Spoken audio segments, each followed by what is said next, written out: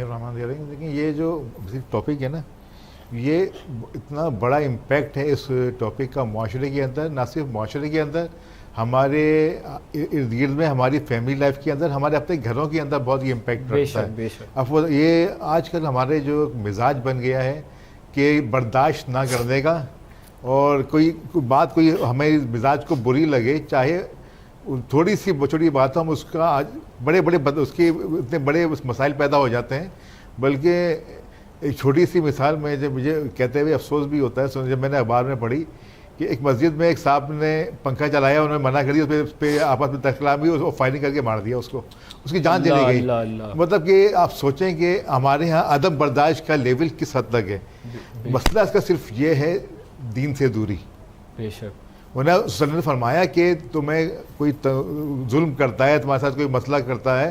تو تم اس کو معاف کر دو، اور تمہاری عزت میں کوئی کمی آئے تو مجھ سے لے لینا۔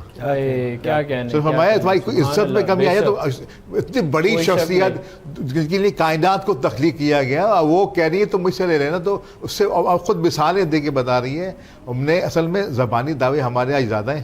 ہم نے رسول اللہ سے نسبت کو ختم کر دیا ہے، اللہ قرآن سے نسبت کو ختم کر دیا، رب کے ساتھ نسبت کو ختم کر دیا۔ ورنہ قرآن بھی یہی کہتا ہے، رب کا حکم بھی یہی کہتا ہے، نبی کا فرمان بھی یہی کہتا ہے، نبی کا عمل بھی یہی کہتا ہے کہ معاف کر دو۔ اب معاف کرنے کا فائدہ یہ ہوگا، یقین کریں، اگر پہلے ہم گھر سے شروع کریں نا، اپنے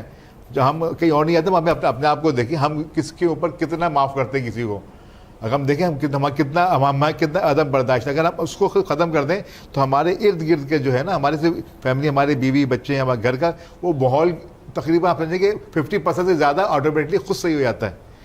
ایک تو آپس میں محبتیں پیدا ہو جاتی ہیں، جب آدمی کا ہوتا ہے کہ ادب برداشت ہوتی ہے تو وہاں سے ایک کلاش آتا ہے، تو وہاں سے ایک کلاش آتا ہے، یہاں سے کوئی گھر میں مسئلہ ہوا تو پھر وہ بات گھر ٹوٹنے تک چلی جاتی ہے۔